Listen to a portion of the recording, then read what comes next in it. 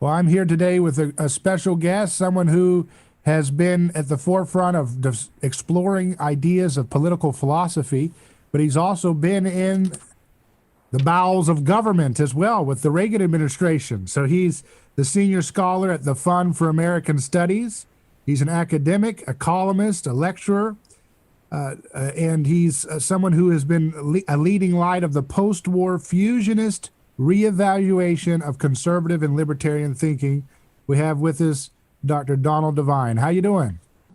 I'm doing fine. Good to be with you.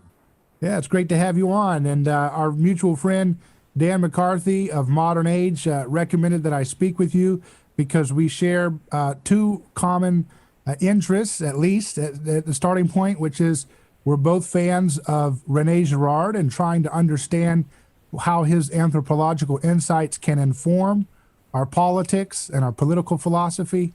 And we also have a stubborn commitment to personal liberty and free markets, as well as traditional values. And we don't believe that those things should be mutually in antagonism towards one another, right? Yeah, no, I think that they are part of the same thing, which is human nature, and both of those are hardwired in, I think. Right. Yeah, in your book, your newest book, The Enduring Tension, which I have here, explores that tension. It explores the tension between capitalism and the moral order, and that's something that's a big discussion right now in conservative circles, as well as liberal or more left-wing center circles. There's a conversation that's very active in this regard, and I got to tell you, Dr. Devine, that it seems like market capitalism is not very fashionable right now on both the left or the right in today's conversations in this. No, it is. That's right. I mean, and part of the problem is of course, that things are so confused, so messed up. Everybody, you have a divided country. I wrote a book 40 years ago, and I was a professor, taking all of the public opinion polls done between the start of public opinion polls, and then proved even to a liberal academic audience, the review in the American Political Science Review said you can't deny the facts here. We had beliefs in freedom and tradition at very high levels. I related them back to the philosophy of John Locke and Madison, and that's what it was within my lifetime. But now all of that's gone.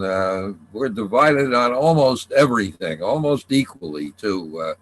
It's a good time, though, to read a good book about and look at the basic philosophy behind it and kind of understand where we're coming from, including Girard, but really it deals with all of the major thinkers and how we got where we are now. Spent about half the book on how we got here, and the other half on maybe how we could take some of those things and relook at them, especially this idea that science has the answer to all problems, and looks at what real science is as opposed to phony science. I kind of think science has all the answers. The great philosophers of science realize that science doesn't have answers. It poses questions. As Einstein said, the more we learn about science, the more questions are raised. It isn't like there's a closed circle, and as we move out from the center and we understand things, that we're going to get to the end. He said, no, what it is not a circle, but an open-ended thing. And as we increase our knowledge, we also at the same time increase our contact with what we don't know. And he's a guy who doesn't, well, he said he was an atheist, but he also had some idea of God. I mean, so it doesn't have to be a religious understanding. It's an empirical fact that as we learn more about what we don't know. And that's the problem with science today, that it's got an arrogance that we're going to end up there, but that isn't how nature is. It looks like it's so complicated out there that a great person like Frederick Hayek can say that there is no end to it. Again, a guy who doesn't believe in God, although understood the importance of religion in supporting a good society. So that's kind of what the book is about. It's trying to look at these big questions, and I think especially for conservatives, it's a great time to sit down and look at what how we got here again, and how we're maybe can get out of it. I mean, I spent half of my life in the political action, and half of it as a professor, basically. And there's a time for politics, there's a time for action, but certainly for conservatives or libertarians, this is not the time. We don't have any of those things. We're not going to influence what goes on the next 2 years, for certain, at the national level. Maybe we can do stuff at local level, but this is the time for people who are serious about looking at society and understanding it, have some familiarity and love for freedom and for order. This is a time to sit down and think. And everybody I talk to, and I talk to a lot of conservative and libertarian intellectuals, have regular meetings with them. This is a time for thinking, not action. We're lucky we can't affect what's going on now. Media, we have almost no influence in universities. We're down to a few brave souls left. This is a time we've got to do thinking, and turn our back a little on politics for a while. Again, nobody's listening to us. We might as well go get thinking. Why do you think no one's listening? What's that? Why do you think no one's listening to the conservative intellectual discussion? Because we have no none of the hard major institutions. People, I mean, we have almost no influence on the important media that people. I thought when social media came up, and with this great diffusion of politics, that it would weaken the hold of the New York Times and the Washington Post. But what it has done, it's really expanded it.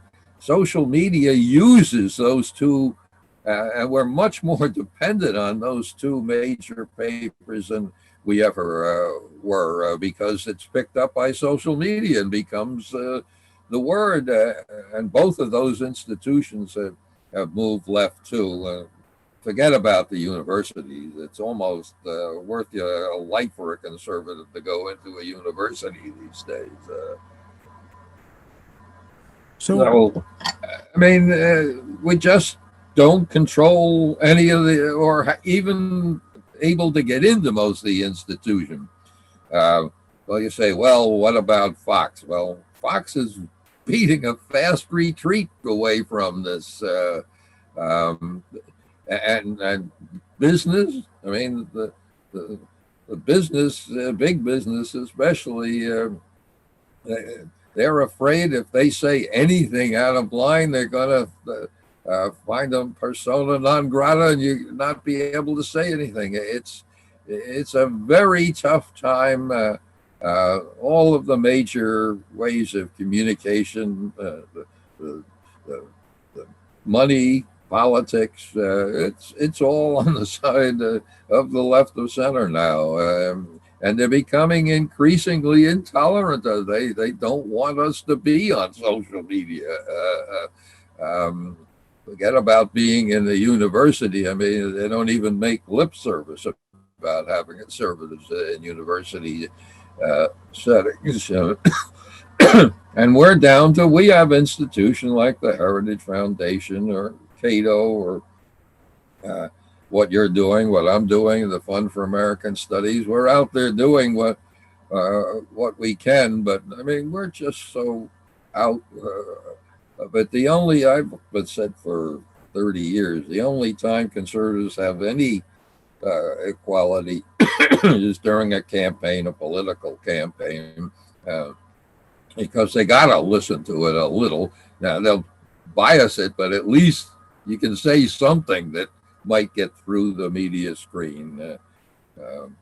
So it's a tough time for conservatives now. And again, I don't know what else you can do but think about this, talk about it, try to figure out how we can get our own thinking straight. And I think we've moved away from where we should be in the declining years of the George W. Bush administration. One of the guys who started the whole conservative movement, William F. Buckley, who picked up from Hayek and said that's where he got it from. He said that we've lost our way.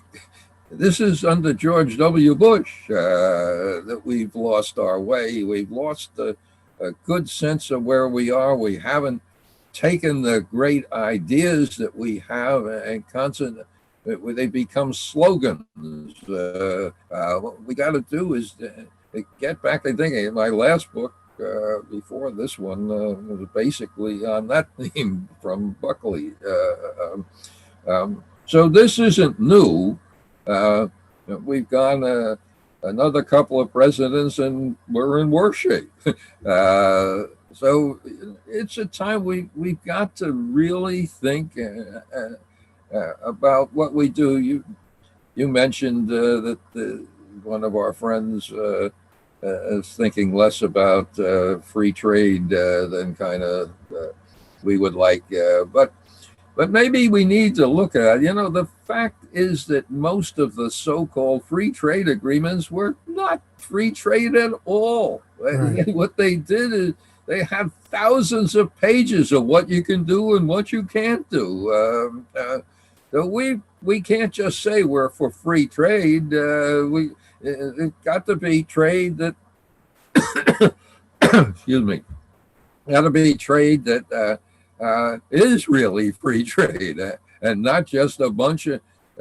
Most of the ones, and I wrote this 20 years ago. Most of the ones put labor union requirements on the other side of the team. We're the ones that put them in. We put in unrealistic goals for environment. We put them in those treaties. Who was the guy at the White House who was the economic advisor? He's now back on Fox Radio. His name escapes me. But anyway, he always argued from the Trump perspective, he was Trump's guy, that what Trump is doing is getting more free trade, not less, right. Getting rid of all the obligations that they put on, not so much us, but on the others. We're taking our mistakes and making the rest of the people sign it under the freedom. So we got to be a little more cynical about free trade too, as to what it really is.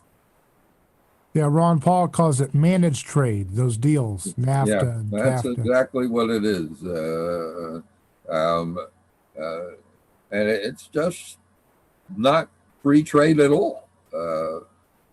Look at the trouble Great Britain is having trying to get something done. I mean, it probably did the right thing getting out of the EU, but now they're trying to get trade agreements, and because they need them, and the other guys are taking advantage of them and putting all sorts of restrictions in. At the end of the day, they may end up just as much under the EU bureaucracy as they were now. So we got to look beyond slogans. That's what Buckley was talking about. Sure, free trade is great, but what we need to do is that find out, are we really doing free trade? And it's really so much with taxes, everything. And what do we need to put first? To me, what made America so different from the rest of the world, and Reagan said it, Ronald Reagan, my boss for a long time, he used to say this all the time. And what made us great was federalism, dividing power, and getting it down. And especially my libertarian side, we've got to realize that decentralizing government is just as important in dividing power as the market is, maybe more. One of the great economists I called it a market of local governments. I mean, if we can divide power up locally, and take it away even from these monstrous counties we have, much less state bureaucracy. I think that's the most important thing that we can do right this moment, is getting more power down to local level and less by centralized bureaucracies. As Hayek told us, the basic problem is that they're relying on experts who don't know what they're doing.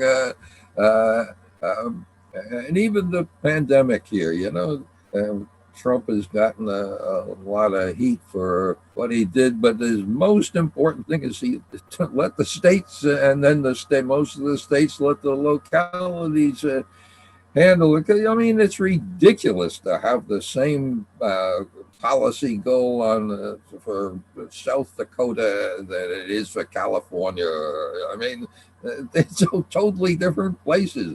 In New York City, it was even there. They had against the wishes of the governor, they had to decentralize, because clearly what was going on in Syracuse, where I went to graduate school, is different than what goes on in the city where I once lived. They're light years different.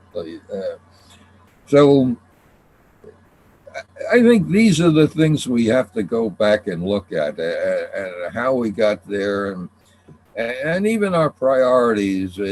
Clearly the biggest problem at the national government level is this enormous debt we have. And the Federal Reserve is at the breaking point. I mean,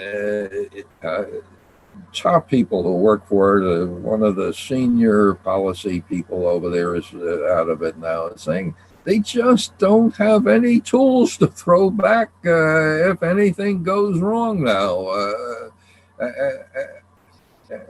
And we talk about the market. Well, even the stock market, one of the great ones that's in my book here, one of the great experts on this, he looked at the stock market and what they did. 40 years ago, there was almost no relationship between what the Federal Reserve was doing and what the market was doing. The Federal Reserve was following the market.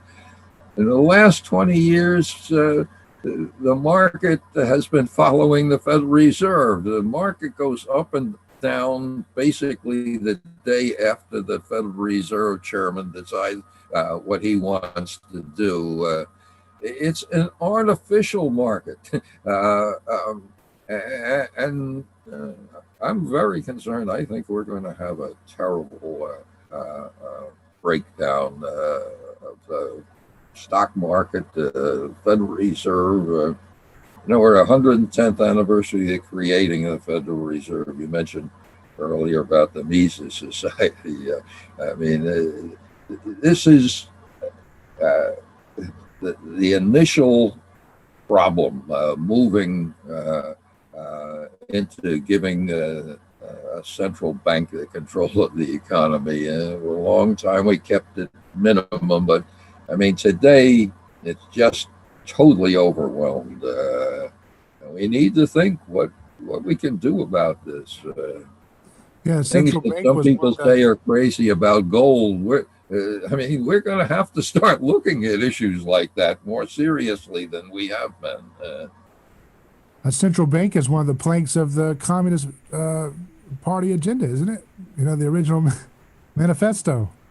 I can't hear you too well. What did I you was say? saying the central bank is kind of like one of the original planks of the communist vision, right? A central bank.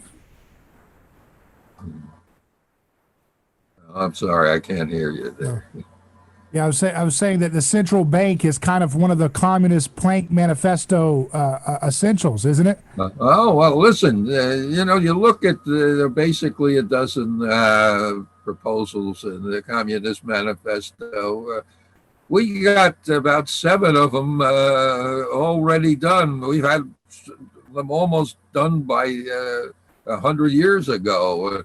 Fortunately, our politics has kept them minimalized, but I don't know how much you've read of my book, but I start off with Marx. I mean, he is incredibly important for us to go back and look at.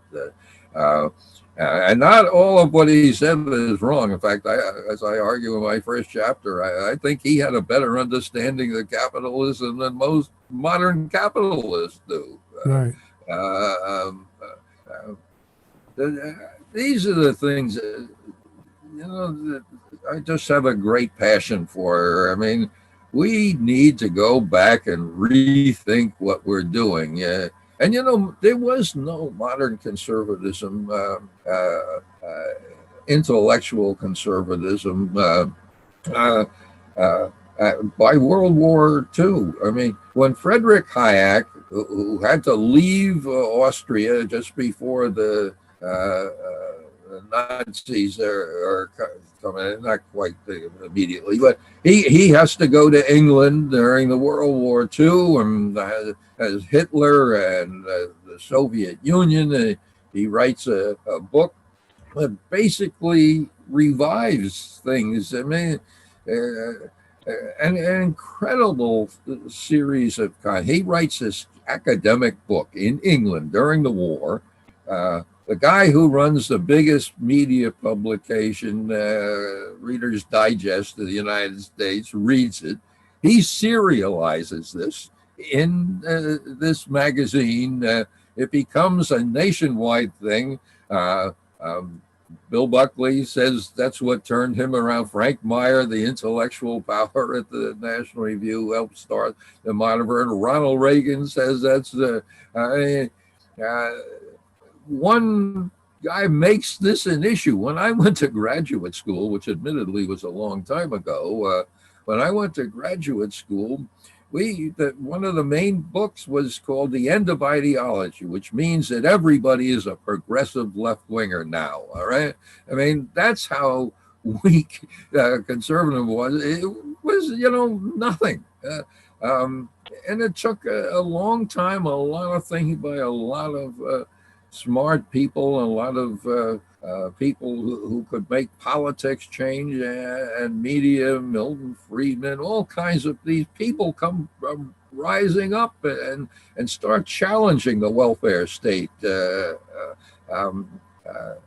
And this culminated in the presidency of Ronald Reagan, who just changed things dramatically, not just in the U.S., but in the whole world, based on Hayek, basically, and Hayek going across back to Adam Smith and all kinds of people before him. But and that worked. Wall Street Journal editor called it 20 fat years or whatever it was, right up until this depression under George W. Bush in 2008 to 2008. what he did stayed there. But I mean, we had a president. He was a good person in many ways, but he just didn't understand Reagan. In fact, he said he was going to be much more compassionate than Reagan. He had faith in the great experts. He thought he could change the whole world, make everybody democratic. We got off balance there, and we've been kind of moving around ever since. And I think, again, this is a time to sit down, think how we got here, what this civilization of ours that came before it that undermined it, came up with this idea of freedom that none of the ancient societies had.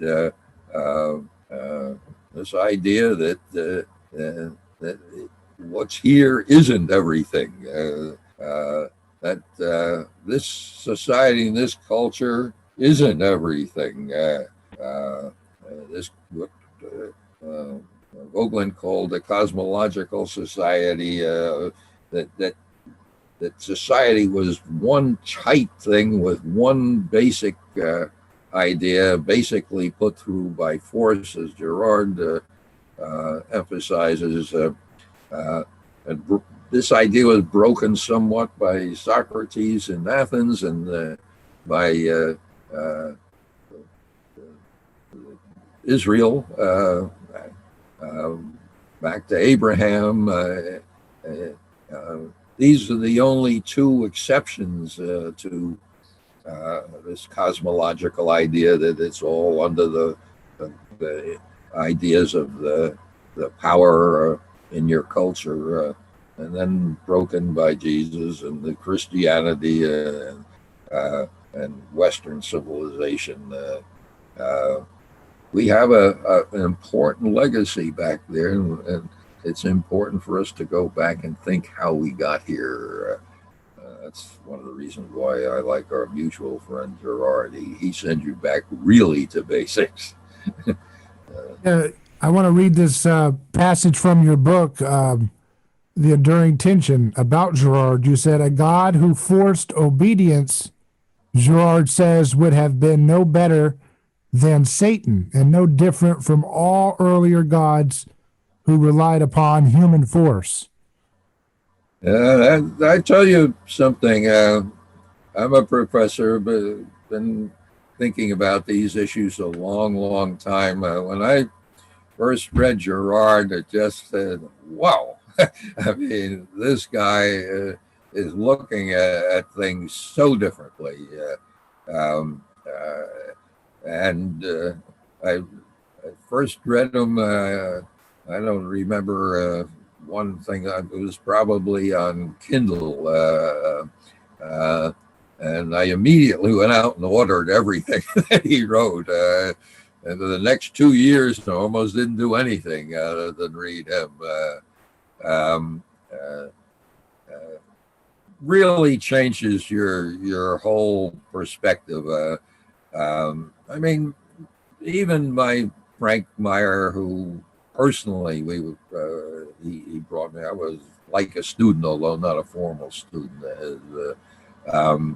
Even he, starts with the agricultural civilizations, and as wise as he was, and he got it from Eric Vogelin, another great thinker. But that's kind of where they started. Vogelin a little more earlier, but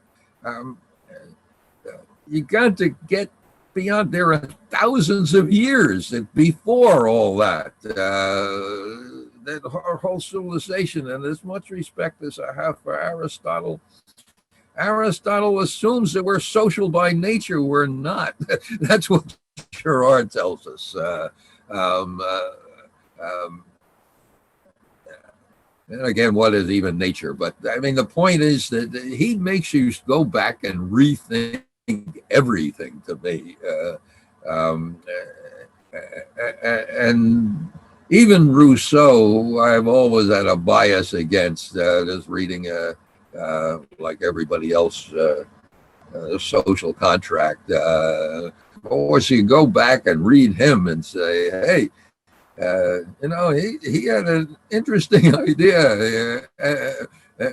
Basically, he was wrong. All right, his influence certainly in the wrong direction from my philosophy. But even you got to go back and realize even the bad, Nietzsche. I mean, Nietzsche. You got to look at him seriously.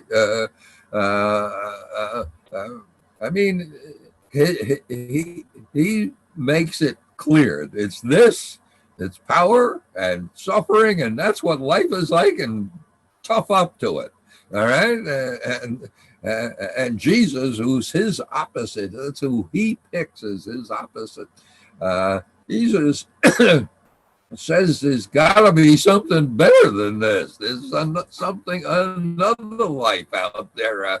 And this life, maybe it is like that, but there's got to be something else, or everything else is crazy. All right. I mean, so Western civilization is such a great thing. That's my basic course I teach. It's such a great. Reagan called it the Great Adventure. I mean, that's what it is. It's a great adventure of humanity. I wonder what Reagan would have thought of Rene Girard if he had engaged in some of his stuff. Knowing what he knew and seeing what he saw. Yeah. Well, Ronald Reagan, he wasn't an A student, but he read, it's incredible, not to pick on George W. Bush too much, but, his chief advisor said he had to get him to start reading books. All right, Reagan read everything, right? And that's an exaggeration, but he read I went out to his ranch, which they've redone out there, but kept a lot of things. Look at the books on the shelf at the Reagan Ranch. All right, that tells you what this guy was about. He read seriously. I don't remember precisely which books were there now, but I looked at them and said, "Hey, this guy is not what the media faking about him was about." He was a serious person. He read serious books, and as I mentioned earlier, Hayek was a very important influence. Frank Meyer, Reagan's first speech to conservatives after he won the presidential election, he gave a talk, and he said, Frank Meyer, he's the one that told us what free conservatism was about. He used the word synthesis as the critical idea, and I went around and asked me, how did Reagan come up with this thing? Did and everybody said no. One of his speechwriters did. I went to every one of them personally. I knew them. And I said, where did you get this synthesis idea? They all looked at me like I was crazy. They didn't know what I was talking about. They didn't put it in there. Reagan did. He was a very thoughtful person, incredible person. You get one of these people in a lifetime if you're lucky. Everybody always says to me when I talk about Reagan, well, who's the next Reagan? I said, well, I don't know. It's time yet to get the other person like that. You don't get them a lot. In fact, my reason out of my advanced age that I'm still teaching young people, I want to see if we can find another Reagan out there, or another Hayek, or another whoever. Probably we most need another Buckley right now, is somebody who could communicate, get excited about ideas, who can speak to large audiences. But in any event, you were called Reagan's terrible sword, right, by the media? Why was that? Yeah, Reagan's terrible swift sword. What the Washington Post said on the front page of its magazine section one time. Actually, nobody has ever heard of the Office of Personnel Management, which I led. But it's the head of the bureaucracy. And in Washington, bureaucracy is big news. And if you do something, they know about you. One of my communication people, when I was in government, did a study, not the very sophisticated one, but he found that I was named before most of had coverage in the Washington Post more than most of the cabinet secretaries did, because that's what they're all about. Most of the people in the media either were in the government, want to be in the government, or their spouses in the government. So I really got bad treatment from them. When we were cutting government, we're the only administration that has ever cut back the size of the government, at least in modern times. When we got rid of some of the bureaucrats who were superfluous, unfortunately, who wasn't too smart. We did it around Christmas. The New York Times rarely had big headlines on this. They called me the Grinch in the pinstripe suit for getting rid of people in government. The Post was after me all the time. They called me Reagan's sword. What am I trying? The reduction in force, what we call separating people. They called me Reagan's Rasputin of the reduction in force. What we did is we came in, we said the government's too bureaucratic, it's got too many people in it that aren't doing anything, so we cut it and slimmed it up. We cut non-defense employees by 100,000. Nobody's ever done that, at least again recently. There are too many people, and you can see how this welfare state is breaking down now. Brookings Institution, top progressive institution in Washington, a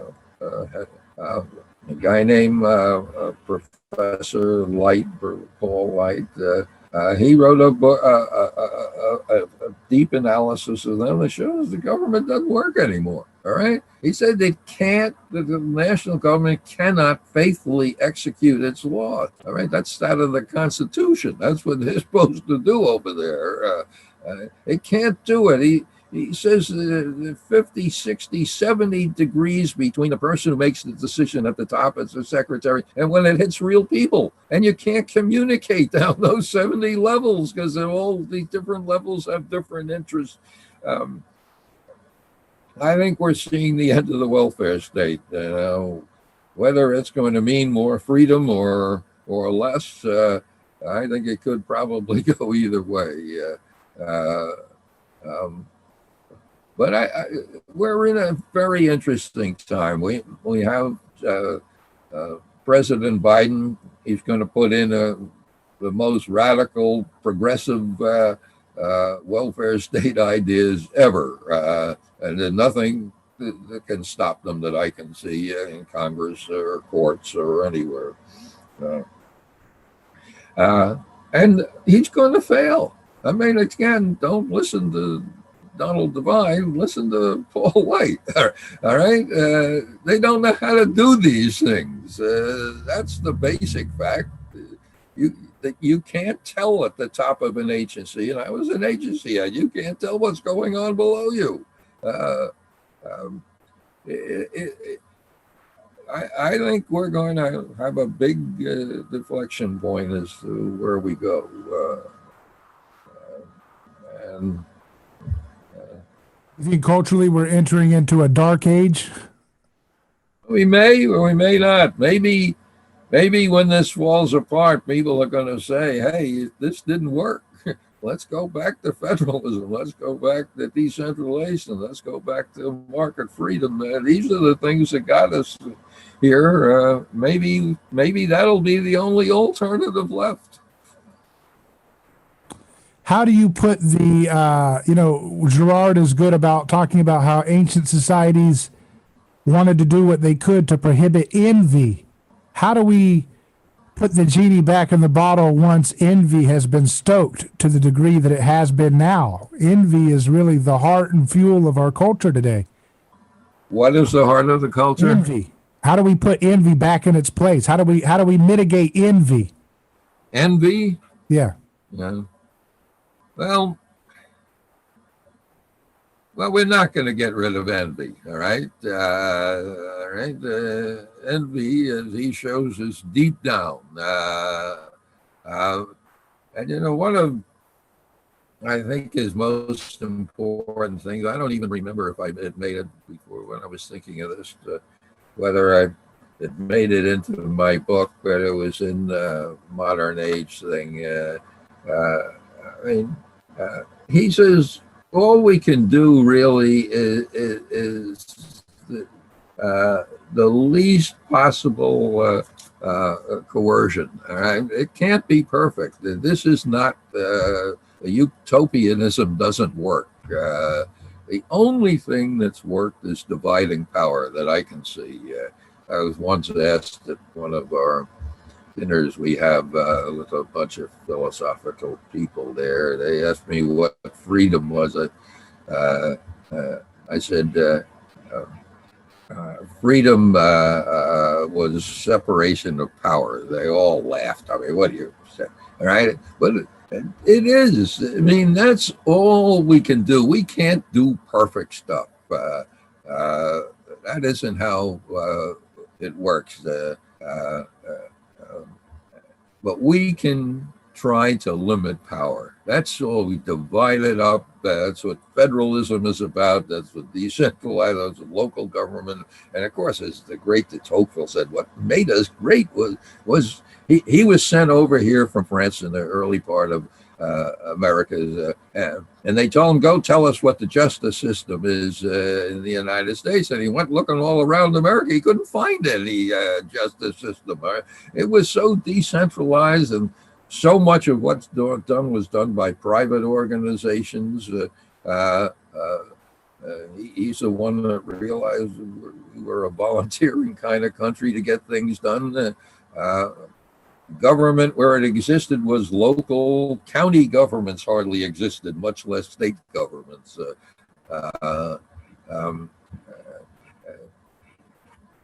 These are the things that we need to get back. The fundamentals of how this country was made so great and so different from the rest of the world, really.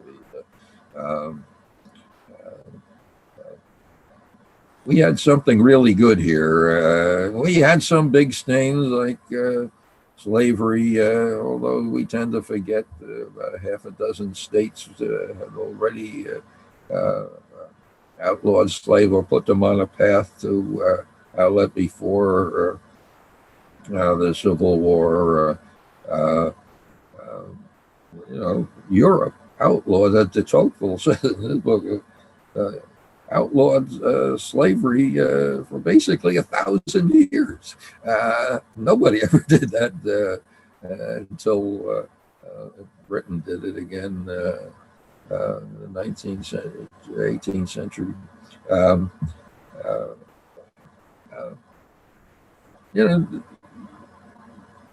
What do you think Rene Girard can contribute to the fusionist project going forward? You mentioned that he gives us a bigger perspective in the past, but what can he provide his theory for the fusionist project into the future? Well, I think that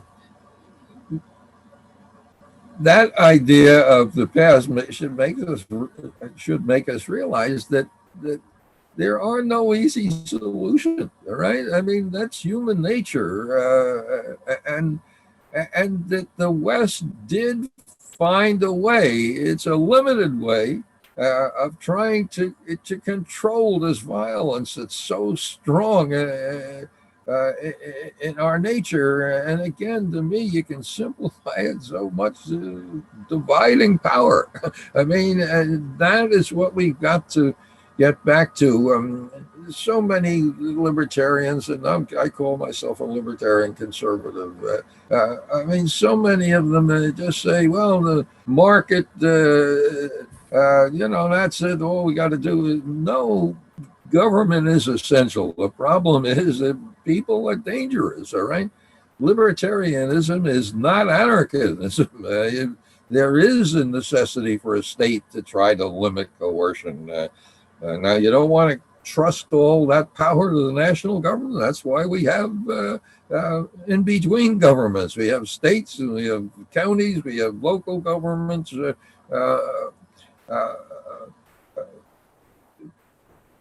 What he tells us is that human nature is a very dangerous thing. And what I take from that is that we were from Tocqueville, I guess, that we were lucky in creating some very way around it. It didn't solve every problem. It had a lot of problems, but it also allowed us to get out of them. And it's a good system, just compared to any place else in the world. As bad off as we are, tell me someplace better, right? We got it from Europe. They're probably the second best. And again, we have all kinds of problems, but dividing power is the secret, I think. And to me, that's what Girard brings home, that human nature is not something, even he says God won't force this all to be good. I mean, that's kind of a scary idea, that even God can't fix this. It's up to us. I mean, that's the people, traditionalists who say that that freedom is not a critical element. I mean, according to the Judeo-Christian tradition, the Creator gave us so much freedom that we could disobey Him. Imagine a God giving you the freedom not to do what He wants you to do. I mean, there's no greater idea, the idea of freedom, than that to me. You're right. You mentioned earlier about the difference between traditionalists and more libertarian people, and it's kind of the traditionalist reaction that is the stronger one in the movement, I would say, right now. But most of them are Christian. The whole Christian theory is based from the Judaic tradition that God gave us this freedom to even disobey Him. Right. And the major response that Jesus gives is to ask forgiveness. All right? I mean, this whole idea of freedom in this Western tradition is incredible. The parable Jesus gives about the weeds growing up with the good crops, that is the image that is embedded in Western civilization. The idea that, and how the progressives get it so wrong today, you just got to dig out those weeds, throw all those crazy right-wingers who aren't perfect people and treat everybody perfectly, throw them out. No, I mean, if you're in the Christian tradition, I mean, you're supposed to let them grow up. The God is letting them grow up together. Right? He didn't say it there, but in that same tradition, the only thing we came up with to do that is divide power. And you have it with Augustine, the city of God and city of man. You have Jesus, of course, render to Caesar's what Caesar, and God is God. He doesn't say get rid of Caesar, right? He says render to them what they're due, which is hopefully not too much. this Magna Carta, I mean, our Constitution, the ways we've been able to handle this a little better than what Girard is talking about in ancient time, a little better, is because we've been able to divide power. And every time we get tempted, we make a mistake. Europe had Magna Carta, and not just in Britain. There was similar documents in the Holy Roman Empire and other places that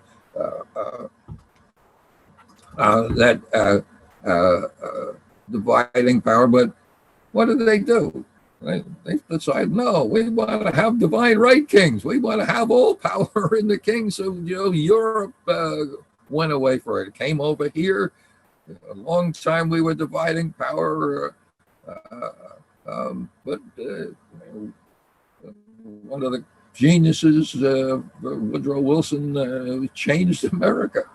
He said, no, the problem with America is the Constitution divides power rather than bringing power together to do good. And he started the American Political Science Association, the American Society for Public Administration, helped begin the American Economics Association, all of the social institutions. He convinced the elite of America that the problem was dividing power. They had to bring power together to do more. And Wilson himself started the Federal Reserve System, the income tax, but they left it to Franklin Roosevelt to really start it. And now it's breaking down. I think we're seeing a century being going in the wrong direction and now coming to pay off. Yeah, I think this whole progressive era of institutions that you said have been going on for over a century, we're now seeing that they're falling apart. And I think we're still swimming in Jesus's fishbowl. So we have to understand, in my opinion, the future of politics is for us to be able to understand what, Jesus is actually teaching and actually implement it better in our society today, What would be better in our society? That we need to understand what Jesus was actually teaching us in the past and then learn how to implement that in our society today. Implement what? I'm sorry. The respect for the human person. Of the person? Yeah, the human personhood. That's what Jesus was bringing into history. Yeah, no. I mean, I think religion is kind of what's allowed us to do this. And part of the reason why we're where we are is because religion is not as powerful as it was. And the critics of capitalism are right. I mean, capitalism helps set up an alternative god of prosperity. But what they don't realize is that you can't. If you lose that idea of the individual person with a religious or some kind of background like religion, you're going to lose it all, and that's it. It's not just the welfare state that's falling. I mean, to some extent, what's falling is the Reformation, and I don't mean just Protestants. I mean, remember the Catholics started the counter-revolution too, or counter-reformation. They changed too. I think really we're in, not only in terms of American history, but in terms of Western civilization. The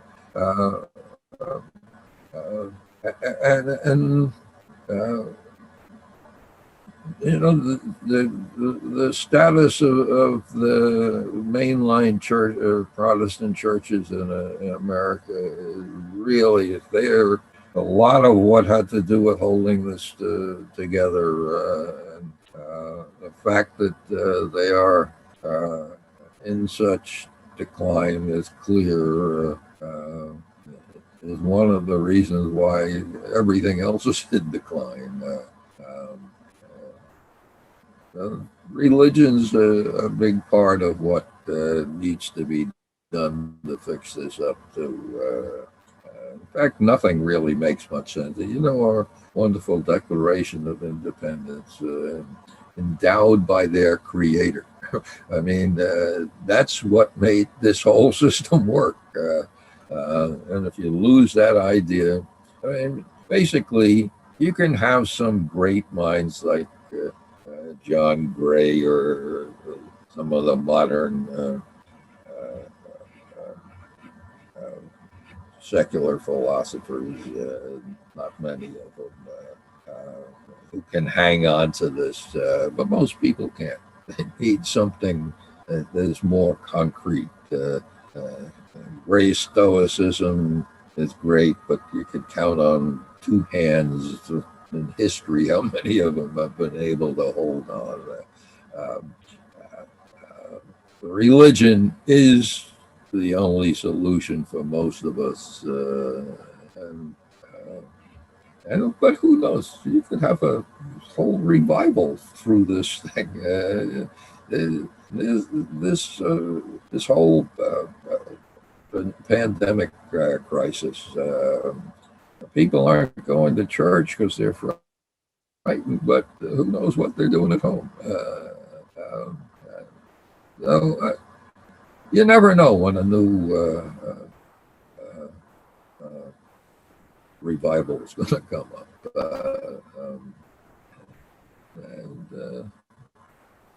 As a Christian myself, I mean, you can't be totally pessimistic. You don't know, right? Again, I could see if this does come to some kind of bad recession or something, maybe we can get the courage to do something about it. I mean, again, if the Brookings Institution and the Fund for American Studies can both realize that the problem is that centralization doesn't work, or at least as much centralization as we have, there's some hope. Yeah. Well, I want to encourage everyone to check out your book, The Enduring Tension: Capitalism and the Moral Order. You can get it now from Donald Devine. And I want to ask you any kind of other thinkers that you would recommend that people read in this time as we think about where we go in the future.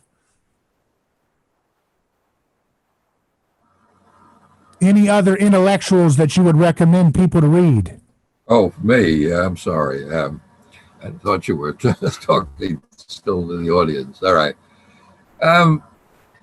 Well, if you read my book, you'll see everyone else you need to read in there. I mean, because I quote other people. In fact, the Wall Street Journal review of this said what the book does is it takes both conservatives and libertarians, traditionalists and freedom lovers, and it goes after both sides equally, asks them questions. And again, I deal with almost everybody in there, and they're all worth reading. But there's just too many of them. We need even to pick out one or two. Well, very good. I really appreciate you coming on with me. It's been a pleasure talking to you. Well, it's been very nice getting to know you, too. I hope we run into each other one of these days when we're not all locked up in prison. Well, come on down to Florida. That's where we are if you want to have some sunshine. I try to go down to Florida in the winter, but with the pandemic, my wife won't let me. But where in Florida are you? We're in Central Florida, near Tampa. Well, my wife has family in the what do they call it, the villages. Yeah. That's not too far from Tampa. Yeah. Yeah. Well, it's great talking to you. Thanks again for joining us. Okay, great. And good luck with you. Thank you. Bye.